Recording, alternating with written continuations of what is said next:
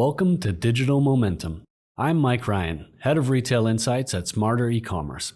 This show offers conversational interviews with leaders in digital marketing, digital transformation, and e-commerce growth. Today, I'm joined by Polle van Elsacker. Polle has worked on growth and customer acquisition at companies like Groupon, Zalando, Rocket Internet, and SoftBank, and he's currently under contract with Zalando Lounge and Tamra. He specializes in automation and is also a sessional lecturer in digital marketing at Dublin City University. I invited Polle to speak at a conference organized by Smarter E-commerce in 2019, and I was so impressed with his knowledge and openness, it was an obvious choice and a real pleasure to bring him on this podcast. So, let's get into it. Thanks for joining us, Polle. I've been looking forward to speaking with you for a couple of weeks now. Great to be here, Mike. Thank you very much. Yeah. So would you get us started with a quick intro? Maybe you could talk to us about your skills and what themes you're interested in. Yeah, of course. Gladly do so. Yeah. So my name is Polle. I am from the Netherlands originally. However, I've been living in Berlin in Germany for about 10 years now. In terms of career, I've worked in a number of paid search roles in the past. So paid search has really been my focus or my specialty at companies like Groupon, Rocket Internet, and Zalando was my last employer. And since 3 years, so about 2019, I work independently for a number of clients, so limited number of clients actually, with which I have long-running projects. And yeah, topics I work on are marketing automation primarily, specifically in paid search, so my core specialty, but also in CRM. And more recently, I also started to support teams in media production, so producing podcasts as well as online events. So yeah, that's a little bit on me. Cool. Thanks for that intro. And it's quite a diverse background that you've got there. And I'd love to talk with you about a few of those companies in detail, because those, Groupon, Zalando, those are some really interesting stories. Mm-hmm. But before we get to that, I just kind of want to reach back in the time capsule for a minute. I was checking out your CV and I saw that you've got a master's degree that you completed back in 2008 in e-commerce. And this for me is really interesting because I think it's in some ways an early time to master in e-commerce, and I didn't get a formal background. I think a lot of people in e-commerce have come in from different kind of sideways directions and so on. So I was wondering, what was on the curriculum back in the e-commerce masters in 2008? Do you remember something about that? What did you think of the program, or in retrospect? Yeah, it's a very interesting question. Interesting to think back that far, because it feels like quite some time ago indeed. So what I recall that at the time, I agree with you. I think it was at the time quite an innovative kind of program. Mm-hmm. So a master's really in e-commerce, which was at the time still, I think, oncoming. And that was also the reason why I took it, actually, because I had a more general kind of business background, academic background by then. So I completed my my bachelor in a normal, let's say, business studies. And I really wanted to focus on online or finish my academic career in with a clear online focus, because I had been quite a nerdy student, building websites, just lots of games when I was a teenager, etc. So I was really interested in the internet and doing these kind of stuff. That's cool. I'd love to see some of those, but I guess they're probably broken by now. No, I'm sure I still have them backed up somewhere, but not much is online anymore, I think. Yeah. But yeah, at the time, it was also interesting for me to start a program because it was so new and innovative. It was also sponsored by the European Union. So I didn't have to pay the regular kind of master's fee. It was highly subsidized, which was just nice for a poor student like myself. Was this in Dublin, by the way? It was in Dublin, exactly. Yeah. Mm-hmm.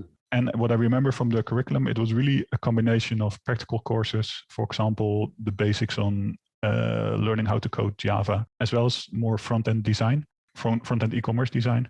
So those were the more, let's say, practical kind of courses. And then there were more theoretical and more strategic content. I remember something about analyzing the Amazon value chain. It was super interesting, I think. Mm-hmm. Yeah, some modules were good and others were already outdated back then, or at a level where I was not super impressed, but I think this is always the case. And as said, I was also already quite busy working in the digital environment myself. I was actually employed part-time at that time as well by an agency in the Netherlands. Mm-hmm. So I was working remote, setting up campaigns and some basic stuff like that. So yeah, a very diverse kind of program, but yeah, definitely very interesting for me. For the closing, I remember that so there was a practicum at the end, and we got to travel to Arizona for a project with Google. That project was called Lively, so Google Lively. Okay. It was basically a web-based virtual environment. And at the time, so 2008, it was really like quite innovative as well. Yeah. It never made it. It was closed by the end of 2008. So just before we actually, just after we completed our project. However, it was super interesting to get early access to this kind of technology and explore the challenges and opportunities of such a new product, and also to work in or see what a 3D environment could actually add to both business and as educational bodies. So overall, I had a super good time in Dublin. I think at the time it was already becoming one of those international hubs for people of organizations in the digital space. I mean, we all know why Google, Microsoft, etc. are there. But it really brings together a lot of, I think, like-minded and driven people in the digital space. And for me, it was super interesting as well to just build a network there. So I remain in touch with really a lot of my fellow students from the time, as well as my mentor, Theo Lin. And he engaged me in many guest lectures and teaching opportunities over the years as well. So yeah, I'm super thankful for that as well. It was a year very well spent, I think, in many ways, despite some of the modules that were not that interesting. Yeah. Well, thanks for sharing that. That's really cool. And yeah, Dublin, by the way, is, I mean, I've only been once, but I love that city. And I think it's really well positioned now in the post-Brexit environment as well. It's a really interesting city to watch. I agree. Yeah. And, you know, Google is always getting kind of teased a little bit about how many products they've killed. Mm-hmm. I think there's even some websites that kind of celebrate this a little bit, but actually that goes with the territory. When you're innovating, most ideas are not going to work out. So I think it's fair enough. I'm sure they learned something from this Google Lively as well. Probably they started it a little bit too early, but maybe some of those learnings will be beneficial for future products for sure. Yeah, definitely. But let's talk about your time at Groupon. I would love to hear about this. You were there from, if I've got it right, from spring 2012 through about spring 2014, so about 2 years on the dot. And that period of time, I did a Google trend search of Groupon to just have a look, and that was like peak Groupon from what I could tell. So could you share a little bit about that time? Yeah, for sure. This was also a super exciting time for me for a few reasons, not just because I was employed at Groupon, but I was also new to the city of Berlin, which I think still is a very vibrant, dynamic place, but definitely if you're new to it and build a life there, it's really interesting. And I started indeed to work for this kind of startup like Groupon. It was actually the German city deal that was bought by Groupon, that was then incorporated, etc., by the mothership. And it was a startup with a business model that was relatively new to that online space. Mm-hmm. So basically selling coupons to users for highly discounted products and services. Doesn't sound that revolutionary, I guess, but it just really took off, like your Google Trends maybe have shown. Yeah, that was really fast. It went totally parabolic there.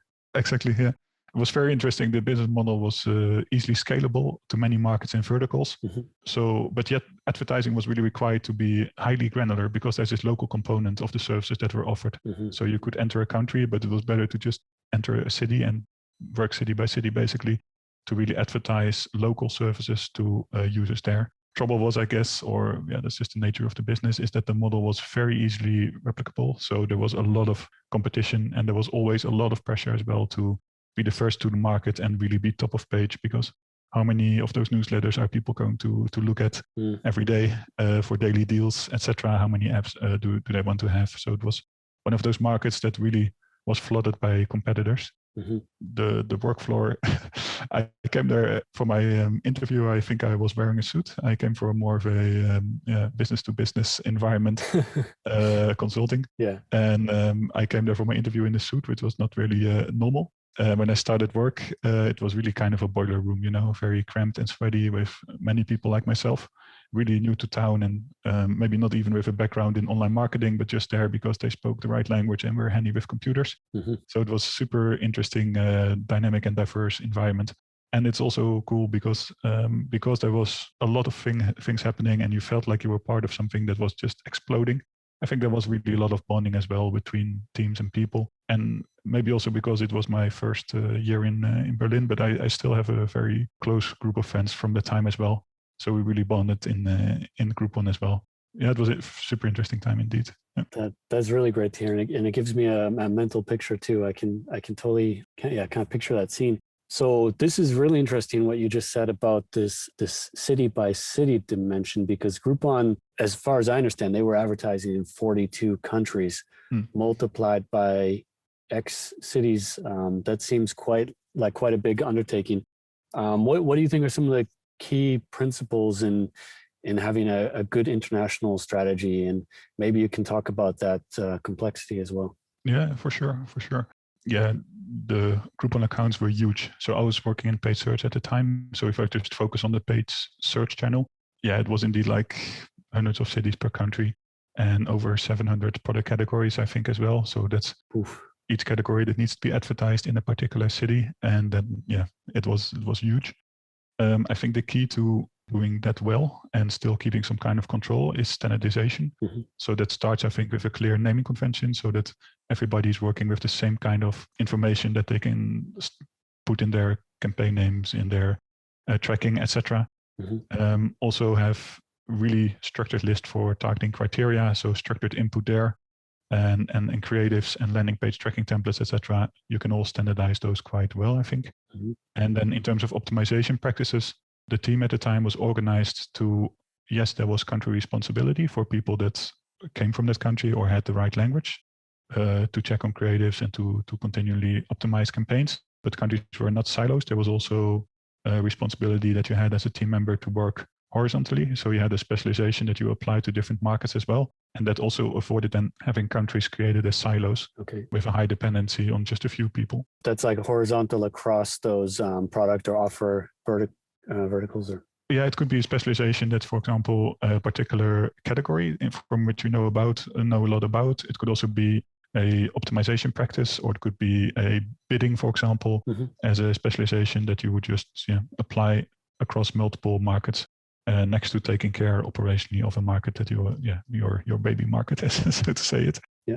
What's also super important is that you just continuously learn from previous rollouts, because you scale from country to country, city to city within a country, and that you just continuously keep on looking back as well, start learning, continuously learn, and also start implementing then those learnings into new rollouts. And I think as well that feed management and having the technology or building the technology that allows you to just work at such a scale is essential, right? If you have so much, in this case, it was keywords that you have to upload and manage or change the bits manually for every day, then you need a proper API that is working well. And that's just essential.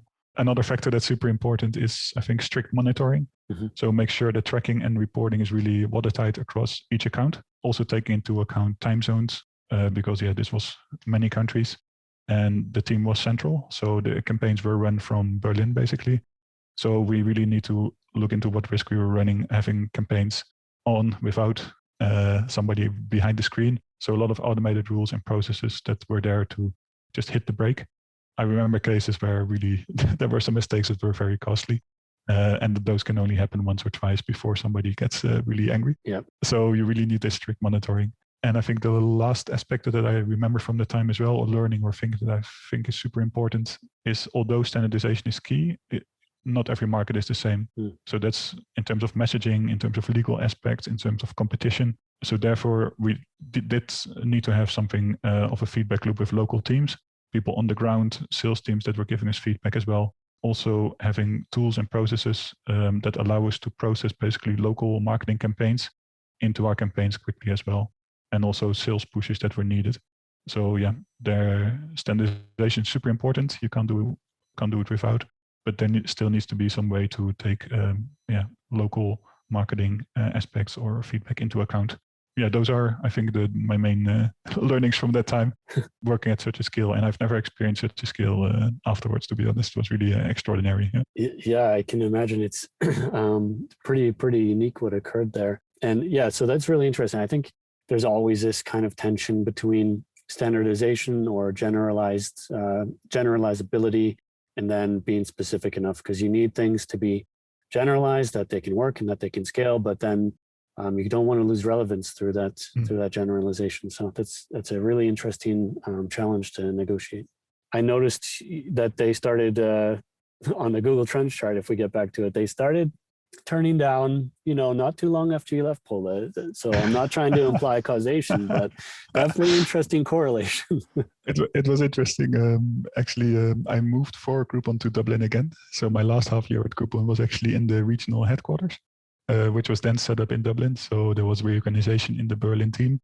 And the team needed to be rebuilt again in Dublin, again for for specific reasons, I guess. Okay. Yeah, I joined the new team, built it as well, the search team there in Dublin, and then I left after half a year. I just wanted to come back to Berlin. Yeah, I'm not sure if that's related to the downturn, but things were changing. It was indeed a special time to be able to experience such extraordinary and maybe also not sustainable growth. Yeah, well, as you mentioned, there's kind of like piranha swarm of competitors out there, and chipping away at the brand and the brand affinity, and it's tricky for sure. Absolutely. Well, thanks for taking us behind the scenes there. That's really interesting, and for sharing these inputs. Even I love this thing about nomenclature as well. I mean, just these disciplined basics that you need to get those in place to have a good foundation. Yeah. So next you are on to Rocket Internet, and for listeners who might not be aware, that's in venture capital.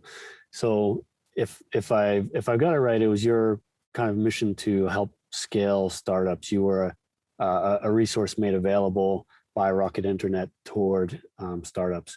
So what's it like scaling startups? How does marketing work in that context?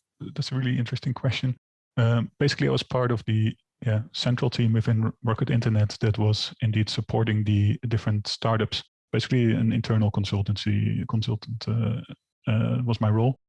And what was, I think, special in the time is that we had a lot of knowledge in that central team, and we wanted to just make sure that the ventures that were invested in or started were taking advantage of that knowledge as quickly as possible. So one of the things that we did to ensure that that was possible is build our own marketing technology and provide that to the ventures. Mm-hmm. So a very operational example would be that we would have a campaign builder, for example, that could really take, maybe similar to what Smack had or has as well, that could really take structured input and then build campaigns automatically, also upload it over API. So that's that time that's normally you would have to do this in Excel, or somebody need to upload that. That time could better be spent on analysis and more productive kind of things. So building our own marketing technology was one of the key things that we did for ventures. Also, just simple training people to working at ventures to get to a certain level extra quick. Also organizing boot camps for all ventures to really share knowledge, benchmark each other, etc. And also we were quite proactive.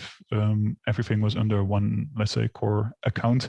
So we could really monitor and recommend proactively. And yeah, that really, I think, allowed to scale quickly, because we know that, what you just said, that to get the foundation right, that foundation was then right.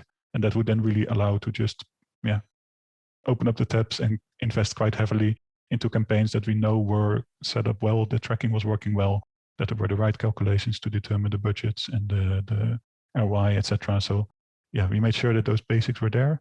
We then handed over the campaigns and the knowledge to the venture teams, basically, then help them with our monitoring and proactive support to really run those campaigns. That was really what work was like in that context.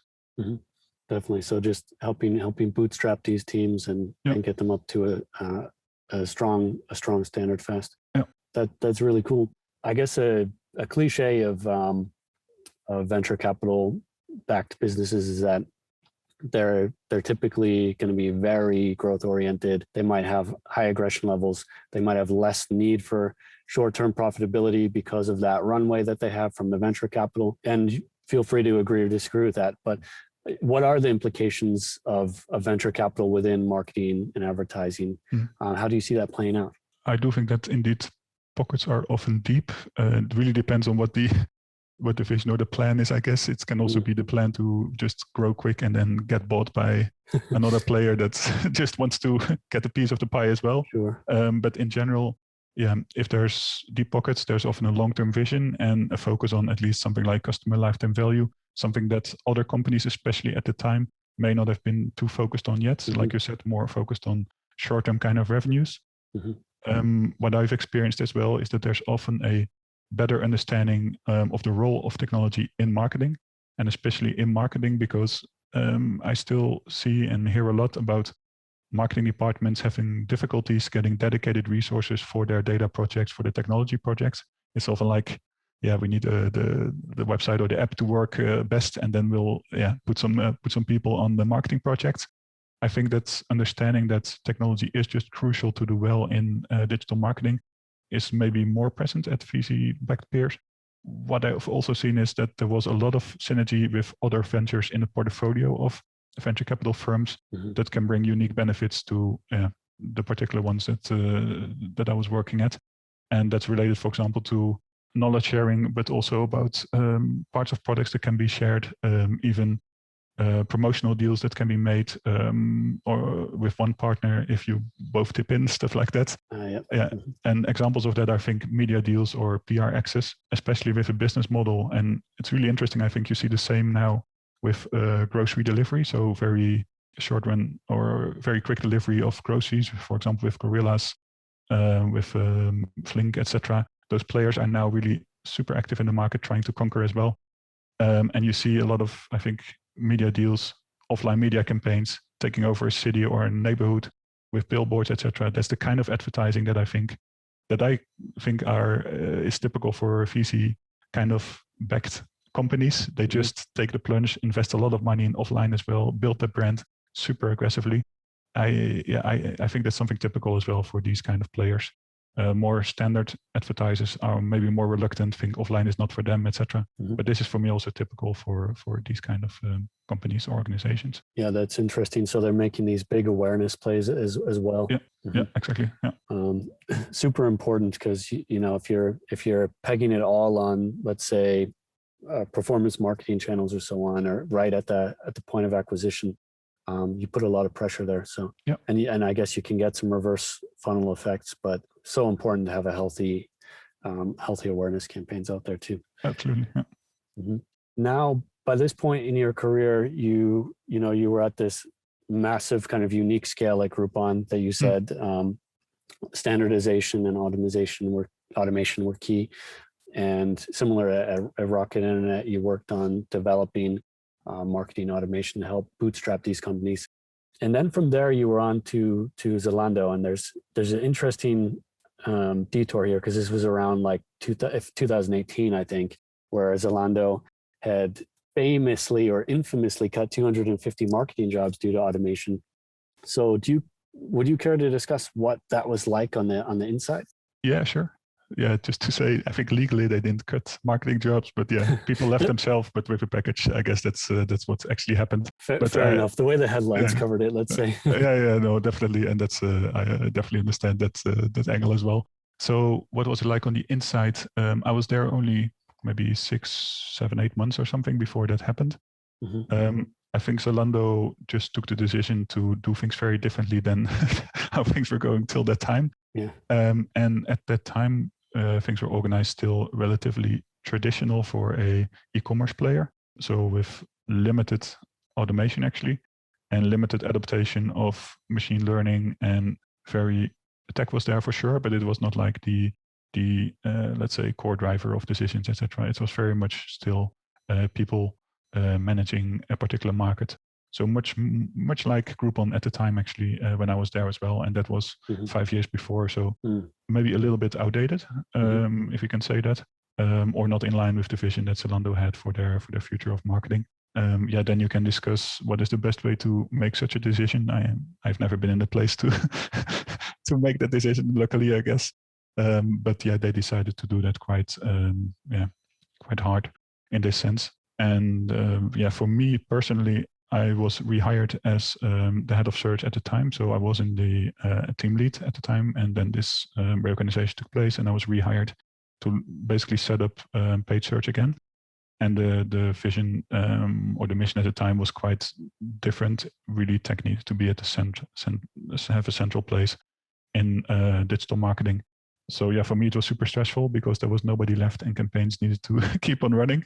So that was how it was like for me on the inside. Okay. And Zalando is a big player, so it was significant budget that needed to be spent properly, and it was across all kind of departments, right? It was really quite a big reorganization from that end. So it was super it was super interesting to see to have that freedom and to see what needed to be redone, but also stressful, to be honest. I can imagine. And yeah, okay, that's really interesting that there was still these kind of legacy campaigns or this momentum that was in place that needed to rapidly be sustained and adapted. So in that capacity, you were the product lead for search marketing automation at Zalando. And what could you get into a little more detail about what that meant, what was included there? Definitely. So people were taking care of things before, they reorganized, and then they wanted technology to actually take care of the majority of things, with people focusing really on unlocking data in the organization, feeding the data into platforms, using tools, using technology that needed to be developed. So it was really very different kind of team, and also different skills that were needed in that team to make that work. Basically, campaign managers turned into product managers, I would say. Mm-hmm. And that was also my job. To find people that were more product oriented rather than campaign oriented, so that would know how to work in a sprint-based environment, could talk to developers, know how to write good descriptions, test technology, have conversations to unlock data from other places in the organization. Yeah, that was basically what I needed to set up there. And the team I started to build was basically the former member of my team that I rehired as well. And she was the first product manager in that role. And the rest were developers. So 4 developers, 1 product manager, 1 product lead, myself. And we were working very closely with other teams that were really dedicated in terms of the analytics and the data science. Mm-hmm. So they were really taking care of the, let's say, algorithms that would provide decisions and data that we needed to feed into the platforms that we're advertising on. So yeah, it was no longer, I think, a people management role. It was more technology management. And those product managers that were hired, they were also quite independently working on different products. So no longer country responsibilities, etc. It was really working with products. And yeah, that was basically what this role was about, and why it was changed so drastically as well from the previous setup. Well, that's really a sea change there, and maybe Zalando had been a little late or behind on their strategy before, but this sounds like a very forward position that they took. So that's really interesting. Absolutely. Yeah. If I can ask, or just making that kind of an investment in the technology in-house. So if I can ask on a personal level, like switching into a PM role, was that a steep learning curve for you? Did you feel well equipped for that? For me, it was great because I was working very close to the development team in Rocket as well. We already developed a platform there called Ecomcat that was basically also a product that could take structured data and then feed it into different platforms and A/B test, etc.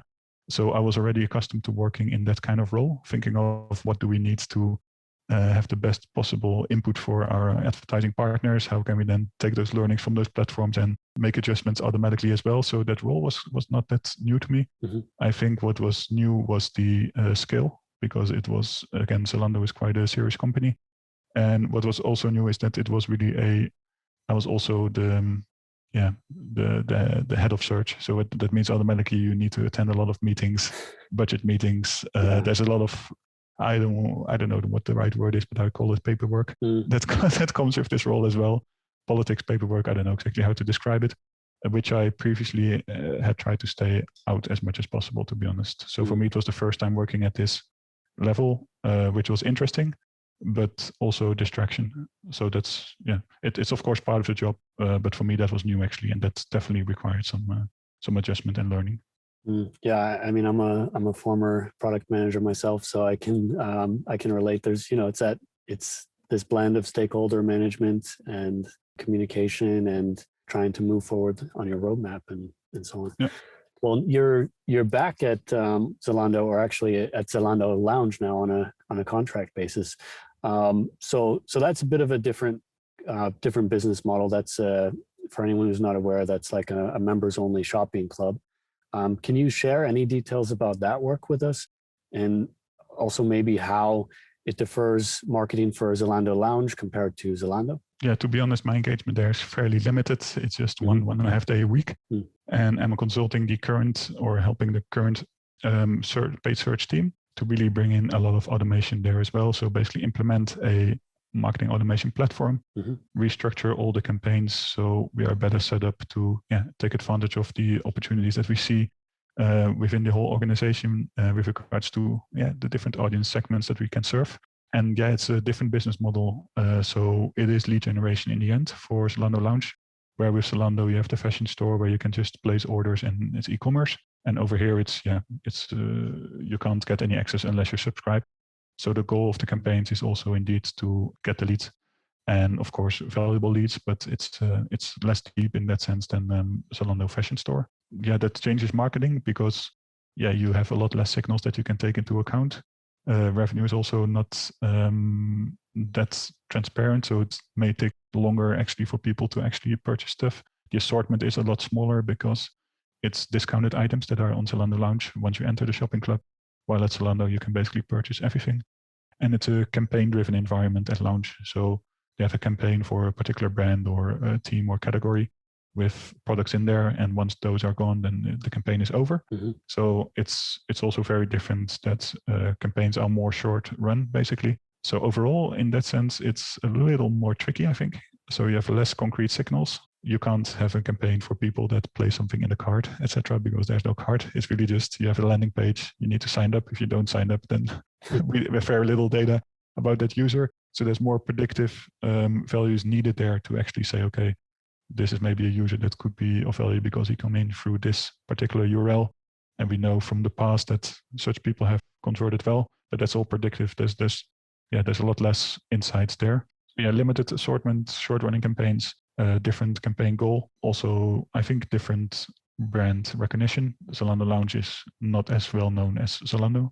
It's quite a few differences there, but it remains Zalando. So it's again a serious kind of website with quite a lot of data to work with, and also quite some resources, I think, to set up platforms and tools to do things well. So super interesting. Yeah, so it sounds like the audience is just way more front and center for Zalando Lounge, nailing that audience. Yeah, that's interesting because I think Zalando Lounge has been, I think they've been around for over 10 years. I think they started international expansion 10 years ago. So it's not exactly a new company, but that's a really interesting project that you're working on there. This is cool. So as you mentioned, you're just like part-time at Zalando Lounge. So another company that you're working with is Tamra, and that seems like a really cool organization. It's a different kind of company, and I'm just wondering if you could tell us about Tamra and about your work there. Tamra, I think is one of those organizations that is just working in the background in a business-to-business environment. It's a global market leader in sensor-based sorting technologies or solutions, meaning that they basically provide or build machines that can sort all kind of materials. So they can sort out food products, but also waste, for example. They're from Norway. They're publicly listed, over 4,000 employees. So it's not a small company, actually. It's just, like I said, one of those companies that you're not really probably familiar with or know because, you don't know how your food is being sorted out, or it's What I work for the recycling division, and also for the circular economy division. And for the recycling division, my job is really to support in the business-to-business lead generation. And what I've done so far, I've been working for them since 2019. I've done a CRM overhaul as well, so implementing a CRM system that connects with the sales platform that is being used, and really try to utilize all the data that we already had in all the other marketing efforts. So that's from emailings to having better reception of people on traditional trade fairs. So it's really super wide, really interesting for me because it's not e-commerce, it's not Zalando, it's a different environment. But I'm just interested in technology overall. So it was. I guess it's not even acquisition; it's more on the retention or expansion side. Exactly. Yeah, those machines, they're not like hotcakes. It's really quite a significant investment, and a specific or small audience as well that would be interested in purchasing that technology. That sounds like a really great way to kind of round out your portfolio. And I was wondering how you chose a project like that. Basically, I worked in 2012 for a company that was also business to business. It was called Flare. They do thermal imaging technology, so infrared technology, basically. One of the guys I was closely working with, a sales director at the time, he started at Tamra. and he noticed that we did some very good work, I think, at Flair, and he just noticed we need something like this here as well, and yeah, he got me in. And I'm really thankful, because it's one of those companies, I think, that has a purpose that I can agree with as well. No, it's still a for-profit company, but I do think that they have a purpose that I agree with. So they try to really make a profit, but with a positive impact overall. And especially with the division I'm also working for, so the circular economy division. So I think the definition is an economy where products and services, they are consumed or produced and consumed, but they're not really producing any waste or pollution. So these elements are just designed out. It's a closed loop. Exactly. So products and materials are kept in use. Yeah, that's needed for the future. And Tamra is really promoting this through the circular economy division. So I'm supporting there on the digital front, but beyond lead generation. So I'm supporting in the setting up of assets and campaigns to educate more and collaborate. And the interesting thing is that that's not just business to business, that's also becoming more business to consumer. So creating awareness under consumers for circular principles. And that's done so those consumers start to demand as well at producers that, okay, I want my sneakers to be made of plastics that are not virgin plastics, but that are recycled plastics. Or I want my packaging, I don't know, it can be any kind of packaging, to be more easily taken apart, so I can take out the plastic and the paper and do that in a separate bin, for example. Very silly, simple examples, but yeah, that's also what Tamra is doing. And that's not with a profit goal, actually, not a profit target. So I'm super happy that I can support there. It's really interesting. The demand generation for a worthy cause, that's really cool. I'm excited to hear about that, and I think it connects back to e-commerce too, because IKEA has committed to their goal is to become a circular company by, I think, 2030. So in this decade, and we're seeing more and more marketplaces for resale and these consumer to consumer resale markets and refurbished goods and so on. So I think it's a big and an important trend for a lot of industries at this point. I think so as well. I mean, if I think of Zalando as well, I know at the time when I was employed there, they were already working on more smart ways to offer their users a way to pick their sizing correctly, right? So having a better way that people would order less of the same size, would have to return less as well. Yeah. And for me, that's actually also a circular kind of thing where the clothing, of course, is the main thing that produces the waste, but also just the logistics of the shipping of the product. The carbon footprint of that too. Exactly. So those are also ways that e-commerce can play into the circular economy. And it's the same, I think, for food delivery as well, especially with the pandemic.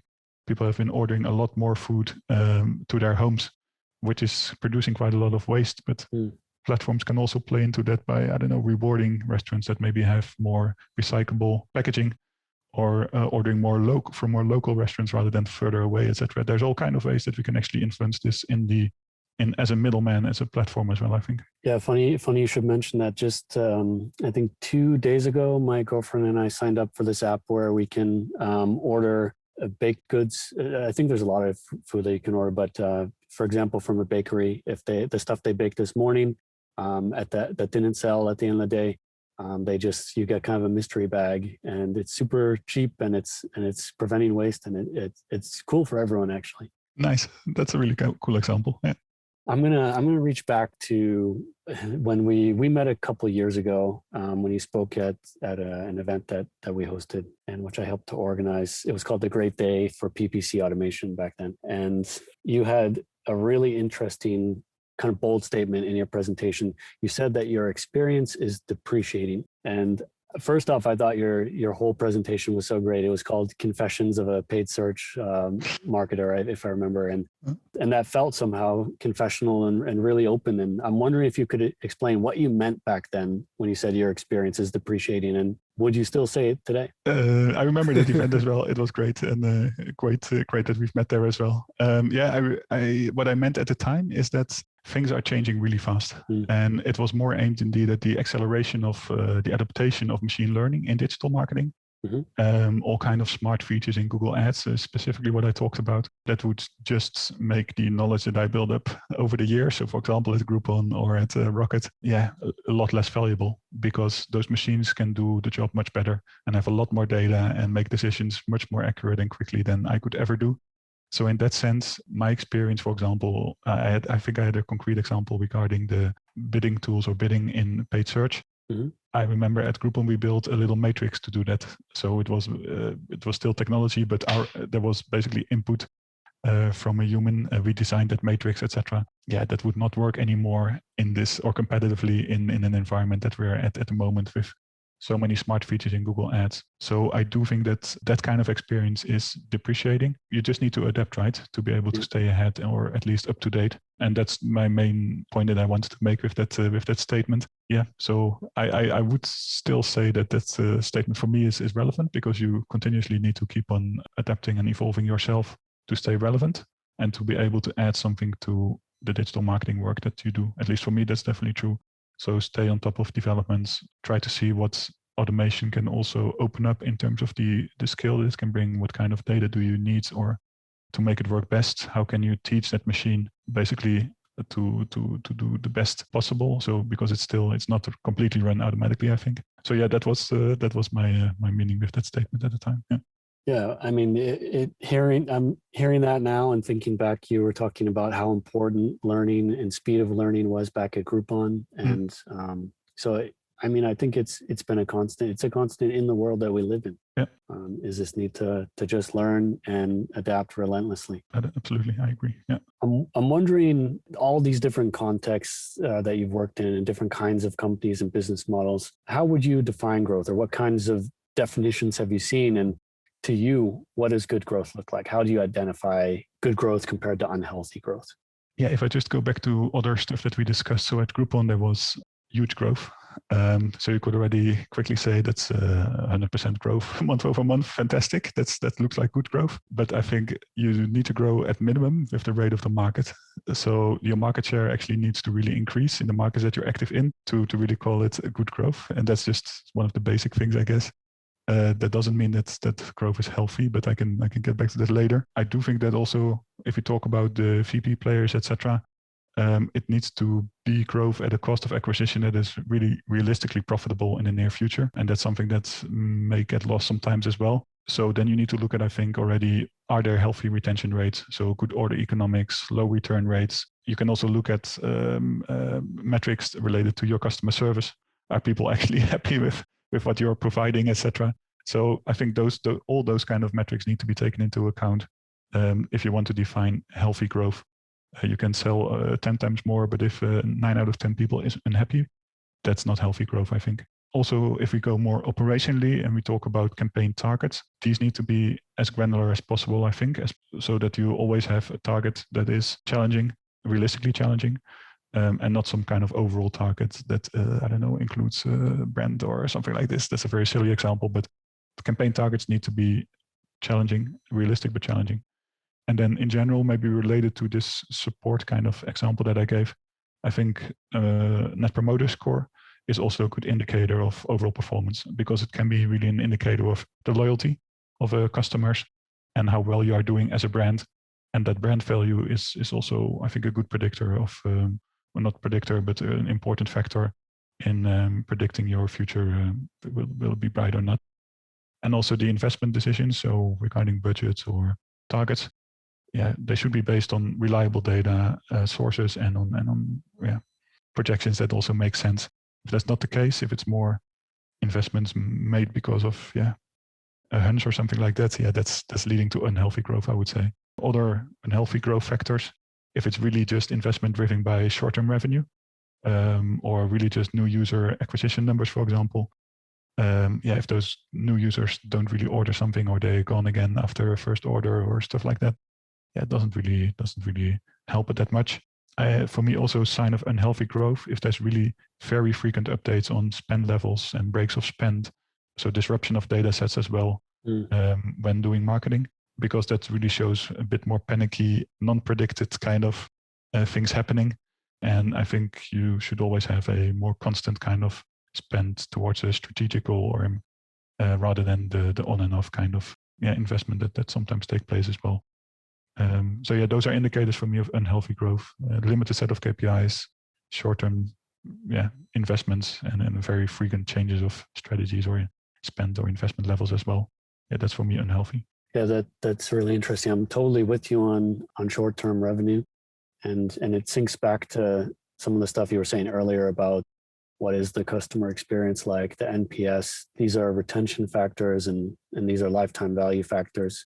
And I think it's, in the end, it's just connecting the dots, having a healthy relationship between your acquisition costs and those lifetime value signals, so that it's long-term sustainable kind of a growth. Yeah. And this is really interesting what you said here at the end about shifts in budget. I can agree that definitely disrupts the data as well, although I think there's an argument to be made that it can help you see what's going on at different spend levels, but that should probably be done in a structured way.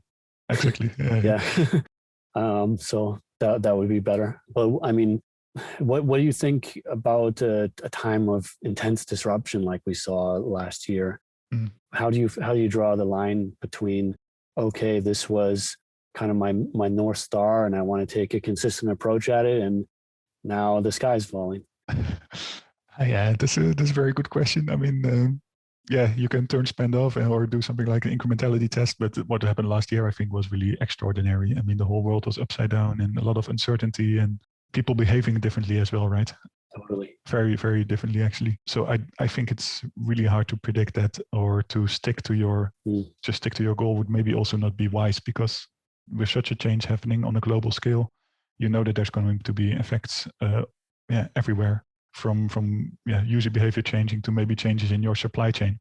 So it's I forgot kind of what your question was, but I think it's really, really hard to just stick to your mission or your goal for that year, for 2020. Yeah. I think there were a lot of companies that were maybe trying, but also maybe taking a step back, spending less and just seeing how things play out a little bit. So waiting until the storm is a little bit over.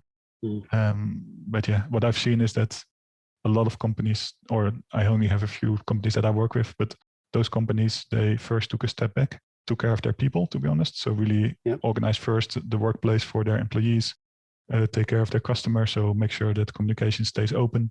And once all that stuff was done, then maybe think about how we're going to continue our marketing, or how we're going to make sure that we survive this year, if it's so drastic already. So yeah, I think a lot of companies just took a step back and started to just step by step scale things up again. Yeah, I mean, I think that's admirable and also necessary to take stock and check in on the people, both employees and the customers. And it's wise to, I think so many companies, like our company too, we had kind of a nerve center approach. We just, there were daily updates via video from our CEO, and communication was so important. It was a crazy time. It was crazy. Yeah. But I'm always impressed how people act. I try to be optimistic, and I'm always impressed how people act in these crises and these kind of situations. And yeah, I felt it was actually a really affirming time in the end. But what do you think are since we're on the topic of people, what do you think are the workforce skills and the cultural attributes that digital companies need to outpace the market? It's a good question. I'm just thinking of this reorganization at Zalando, and basically the change of skills that was needed there, and also then what kind of effect it had on the culture. I think that there needs to be a lot more collaboration across departments, because there's probably a department in charge of for example, data, then there's marketing, then there's customer service, then there's product, etc. I think all those departments really need to talk a lot more to each other and collaborate, to make sure that they can stay competitive. For me, a digital marketing team, modern team, is really about the relevance, measurement, experimentation, and optimization of all these three pillars. So that's relevance. All means possible need to be used to really, within the platform, to really have the right kind of creative or communication to the right user, land on the right page, etc., with the right kind of offer. So there's a high degree of personalization there as well, which automatically means that a lot more internal data sources and efforts need to take place to make that happen. And then measurement, that's often something that's located in a specific team in many organizations. But I think you need skills within each team within an organization that understands the role of measurement and knows to talk on a certain level with the stakeholders, with the main owners of that topic within an organization, So everybody needs to be able to have a conversation about data and measurement. And then also experimentation. So that's just something that really needs to be built in company and its people and its culture as well. Just trying out new things, testing to see what works best, and closing the loop on experiments, just to continuously learn. Because only when you try something new, try something different, you will see if it works or not. And that is really something that needs to be part of the skills and also this cultural attitudes that you ask for. Just be curious and try out new things in a safe kind of way, and also in a statistically, let's say, safe kind of way, so that the learning is really valid. But that's something that I think is really crucial to have in a modern kind of organization. Staying basically sharp and trying out new things. I agree. I think organizations are going to be pressed to roll out more analytical skills across their workforce, and data literacy, basic statistical competence, like you mentioned. These things are super important. And by the way, it reminds me of, I think Amazon has a pledge to retrain like a third of their workforce within the next years. I can't remember the time range, but there'll be a lot of retraining occurring, I think, in the future. But I thought they also fired 10% of their workforce every year now. This is a more positive percentage, I think. I shouldn't laugh at that, but that sounds actually very terrible. Very Bezos. It's kind of passes the basic credibility test. But what about these things that you mentioned? It sounds like a lot to orchestrate. What processes do you think need to be in place to safely unlock data in an organization, since all these things are tapping back into the data that a company is producing and that they can acquire? Yeah, I think that you definitely need to have data and analytics tools across the whole tech stack, so that you can really drive this additional business value. And also that ranges from data preparation to integration of tools to business intelligence, and also customer analytics platform. So across the whole kind of tech stack that needs to be there. And then you can really harness the power of data. But as a business, you just need to make sure that teams, and that's the example that you gave for Amazon, that teams have adequate supports and the right skill set, so be trained to use that data as well. And then have this collaborative spirit in order to really foster this environment that embraces data and analytics. So in terms of processes, I think it's hard for me to answer. But I do think I'm definitely convinced that data and analytics, they are already super important today. They are becoming the most important driver of competitiveness in the future. And that's a near future as well, I think.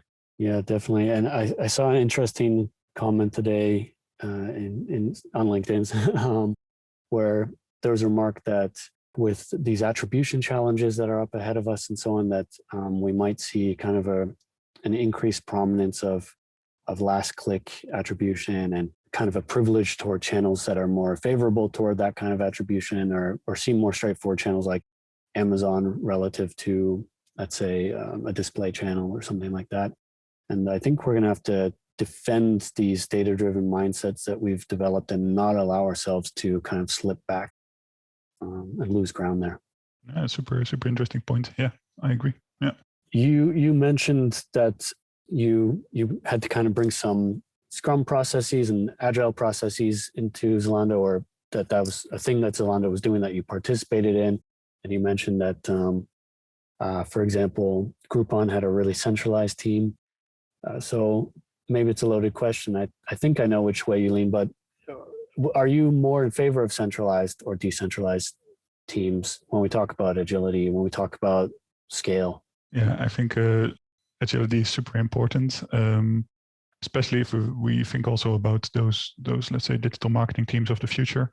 You constantly need to talk to other departments and other divisions within the company as well. So if you agree on methodology on doing work, so having indeed this more sprint-based kind of working, I think it's much more easier to just communicate, prioritize, define what you want to achieve, etc., and just also define roles within those processes. So a more agile team is I think, the way to go in many cases.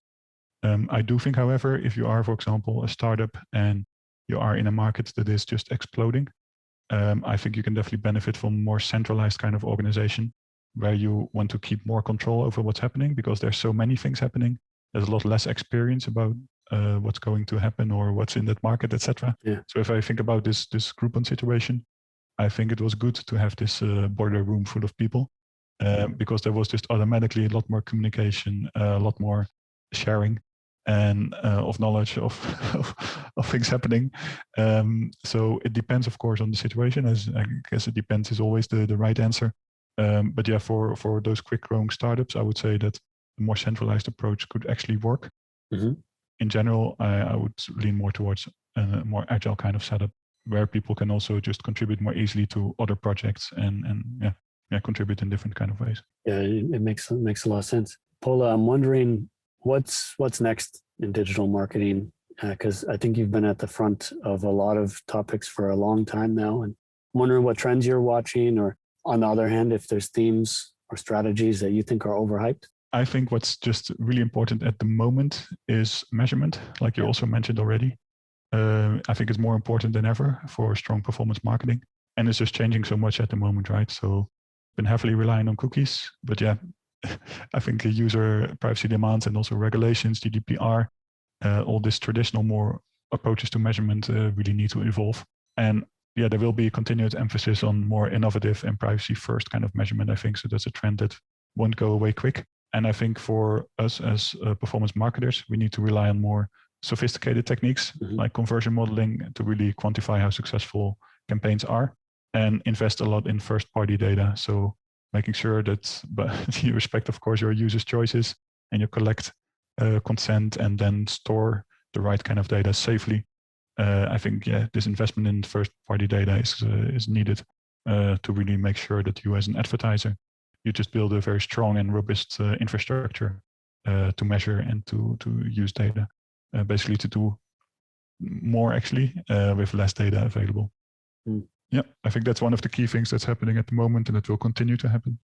And the second thing, if I think about it, also what we discussed about previously regarding Tamra and circular economy, just as a consumer trend, I really think this sustainability and consumers being more aware of the need to change basically in our consumer behavior and in our production processes and etc. I think that's really something that's also going to have an impact. It's maybe not necessarily digital, but I think it's still something that is just starting and will only continue to grow in the upcoming years. Yeah, definitely. And I think there's a tension there too between this desire that consumers have to feel good about what they're purchasing and to act more sustainably, which will increasingly become a responsibility for all of us. It already is. And then the value proposition of the convenience that we've become used to, which is so important for consumers, especially in e-commerce context, because fast shipping and fulfillment and these things are often standing in, even the return policies, as you mentioned before, they can sometimes stand in direct conflict. So there's a lot of negotiation to come. Absolutely. In the future. No, I fully agree. It's going to be very interesting. I mean, Amazon is big because of price and convenience probably. And I think those are the main things, and customer satisfaction. But that's a very good point. It's going to be interesting to see how it plays out. And how willing we are as consumers to sacrifice a little bit of convenience, or is there new technology, new products, new services that manage to capture it all? It would be it would be great. I'm very curious about it myself, to be honest. Yeah, I think it's going to be a very dynamic and interesting time to be in this setting. So I want to kind of close it out with a random thing, but it made me smile because I was just I Googled you. I was just checking out your profile a bit and so on, stalking. And I accidentally discovered your seller page on bol.com, which if anyone listening is not aware, this is like basically Amazon in the Netherlands, if I'm not mistaken. And your seller profile says you're selling gently used books on management and marketing. So now this got me curious. What is Polle reading today? Are there any books you're reading now? Are you too busy at the moment? So that page must have been from a very long time ago. I think so. I think I've done a big cleanup before moving to Berlin, and that was also the end of my study. So anything still new was being sold off then, I think. What I'm reading now, I do have time to read. One of the habits I built, I'm afraid, during the pandemic is just stay even more behind the screen. So I'm now actually purposefully trying to get out more, sit in the park and read a book to really not have a screen. That's great. Trying to. And I'm reading stuff that's actually not marketing related, but interesting nonetheless. Maybe one of them is Grand Hotel Europe or Europa in Dutch. And it's a book from a Dutch writer about tourism, about travel, about migration. Yeah, I find it very interesting. I'm also reading a book about joints, so construction joints in woodwork. So Okay. it's a. Thought you meant the Netherlands kind of joint first. No books on that. But that's just because my own personal interest as well. So I do read, but then really something that is not related to work. I think the most relevant and up-to-date info is really on the web still, because it's often so actual and time. That's a great point. I mean, publishing cycles are so long, even self-publishing, that it's tricky to, and I think you need a certain shelf life on the content and so on. So it's tricky to, yeah, that's fair enough. I read a lot of, I read tons of blogs and articles, of course, from the industry, but when it comes to books, I like to read other topics, and I find there's often kind of some cross-pollination that occurs in ideas, and it's anyway valuable. So thanks for joining us, Polle. And before I let you go, are there any projects, companies, or people that you'd like to shout out? Yeah, thanks. It has been great. Really nice way to also look back at the last 10 years for myself, actually, this conversation. Oh, cool. I was thinking about all the roles that I was in and discussed. And I think the guy that I mentioned, Aaron Jacob, has definitely been important in my career, in that sense that I followed him around different companies. He just kept on hiring me as well, and we really worked very nicely together. So that has been great. And a client I'm currently working with is also a very interesting case. It's a natural beauty brand. Yeah, this is an interesting case that we discussed Amazon. They're trying to move away from Amazon, where they grew very large as a brand. So this is my most recent kind of project I'm working on. And also for me, back to the e-commerce roots. So really trying to help out in different levels, starting with paid search, but then also looking at how can we increase retention, order value, basically have more organic traffic, etc.